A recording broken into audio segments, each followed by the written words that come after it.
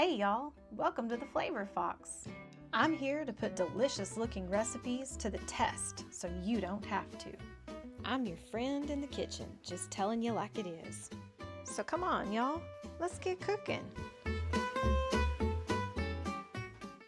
You can find links to the recipe we're trying today, along with helpful ingredients and the kitchen stuff I use in the description of this video. Today's recipe is quick Marry Me chicken thighs. Now if you haven't heard about Marry Me chicken, let me give you a little backstory. The legend of Marry Me chicken goes back to the late 90s, early 2000s as far as I can tell, when the dish started making the rounds as a romantic recipe you could make for your partner that was so good it would result in a marriage proposal. About 10 years later, social media catapulted this to a viral sensation. People told stories about cooking this for their man, and that night he gets down on one knee and proposes. I don't know about all that, but what I can tell you is the pictures of this look delicious. Now I'm already married myself, so I'm not expecting a proposal from hubby, but he might just propose I make this more often. Let's see. I got this recipe after searching for Marry Me chicken because I'd always wanted to make it, and this one seemed to pop up a lot. It's from allrightwithme.com.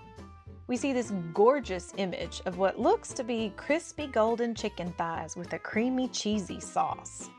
I mean, what's not to like about that? It says this dish is restaurant quality delicious, impressive, but easy and ready in about 45 minutes. You can use bone-in or boneless chicken pieces. Boneless will take less time. It gives a few options for substitutions for whatever you have on hand. She goes through some mistakes to avoid with cooking these. Number 1 is the pan not being hot enough in order to make the golden brown crust on that chicken. Number 2 is not lowering the heat on your pan before you put the heavy cream in for the sauce, because it'll separate and even burn. And finally, to resist that urge to crank up the heat to make it cook faster. That just overcooks the chicken and makes the cheese in the sauce stick rather than simmer. She gives a couple of options on what to serve with Marry Me thighs. Popular ones are mashed potatoes, polenta, rice, or just simple vegetables. The cook time has a prep time of 10 to 15 minutes, and then a cooking time of 20 to 30 minutes, for a total of 30 to 45 minutes. The ingredients list is fairly simple, and I don't think most people would have any trouble at all finding these items in their grocery store. I really appreciated the way this recipe was written with instructions to prepare and chop the items while your pan heats. I often find that these recipes assume you've pre-chopped everything, like you got a sous chef at your kitchen or something, and the overall time doesn't include that prep time. So while the pan was heating over medium heat, I prepped the ingredients. First was a 3/4 cup of thinly sliced red onion. You'll see I just pushed the sliced onion into a 1 cup measure, guessing at about 3/4 of a cup. Then I set it aside and measure out the sun-dried tomatoes from the jar. And dice those up. Then I move on to mince the garlic. Then I halved a 1/2 cup of black olives. I'll tell you, I was a little surprised that these needed to be halved because it takes a little bit longer. I even looked at the image of the recipe to see if there were halved black olives, and I didn't see any anywhere. But I followed the recipe as it's written the first time through, so here we go. Then the recipe calls for 1 cup of freshly grated Parmesan. I did purchase pre-grated Parmesan, but it came from the deli, so it had likely been grated that day. It was not a shelf-stable, resealable package. I just had someone else grate it for me. Maybe I do have a sous chef. Next, the recipe said to pat the chicken dry, and that this was very important to getting a good sear on the skin. So I pat each of the thighs dry, placing them on the plate. Then, sprinkle both sides with salt and pepper to your taste. If you aren't sure how much you'd like, just go easy. You can always add salt and pepper later. The next step was to sear the chicken until golden. The recipe did state that you will probably have to work in batches, which is what I did. I heated 3 tablespoons of oil in the skillet over medium-high heat, placing the chicken skin side down without crowding. I cooked these for 5 minutes until the skin was golden brown, then flipped it and cooked for another 5 minutes. I moved these aside and cooked the second batch the same way. Now we transfer all the chicken to a plate while we work on the sauce. Melt 2 tablespoons of butter in the same skillet. Note, at this point the instructions did not say to pour out the chicken fat. I am so glad I read ahead, because in the next step during the deglaze and making of the sauce, there is an instruction that says to stir to combine all the brown bits from the pan. So I knew to leave the chicken fat and bits in the pan.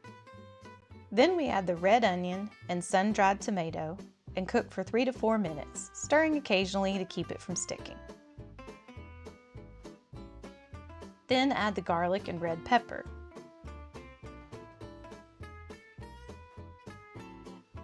Add the chicken broth to begin deglazing the pan to start the sauce. A half a cup of heavy cream, stirring to get all the chicken bits combined.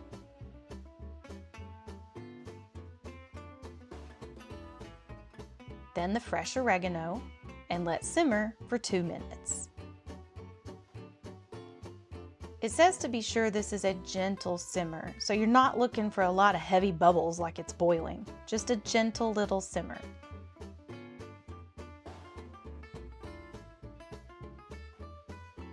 After that, we reduce the heat to low and stir in the Parmesan cheese, stirring continuously while that cheese melts.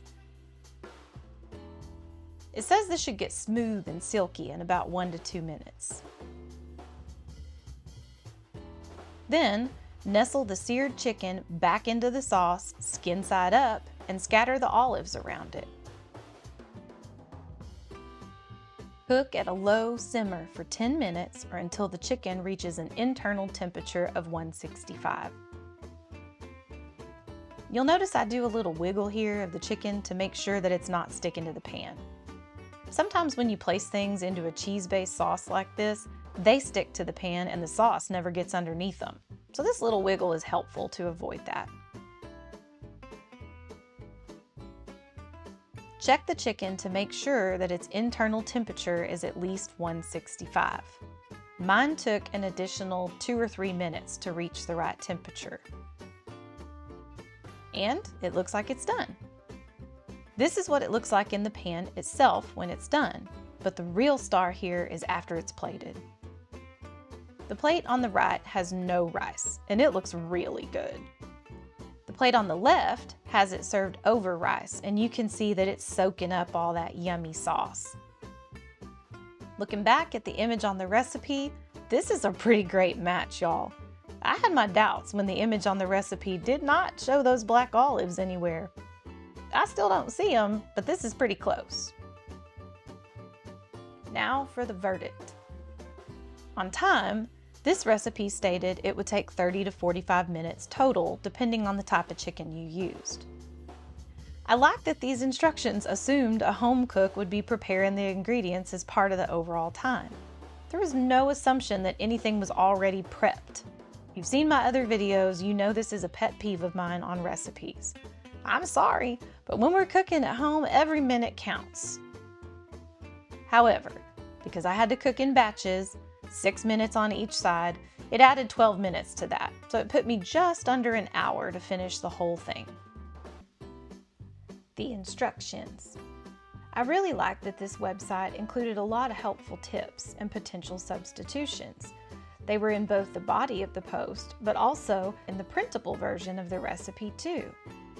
I found it easy to follow, and I liked that the article portion she provided recommended side dishes as well as storage instructions for how to freeze it and even reheat it. The look. I was really happy with the way this one turned out. It looked really close to the image on the recipe. I'm not 100% sure the image is reliable, missing those black olives and all, but after seeing the final product, it's pretty dang close. The taste. Hubby and I loved this. The chicken came out moist and tender. The smells coming out of the kitchen while I made this were drawing hubby in like a moth to a flame. Maybe that's where the Marry Me Chicken name comes from. As an added bonus, it comes across as kind of fancy, even though it's just chicken thighs with a cheese sauce. This makes it look like you cooked this for a special occasion. Maybe that's why the Marry Me Chicken comes into play. The final verdict. This one, y'all, is Certified Foxy. I will definitely be making this again. Now, I may not have gotten a second marriage proposal from hubby on this one, but I do propose y'all make this one sometime. Who knows what might happen? Look for this recipe in the Flavor Fox recipe box. Don't y'all forget to check out the video description for links to this recipe, the ingredients, and even the kitchen stuff I use. Thanks for stopping by my kitchen. See y'all next time.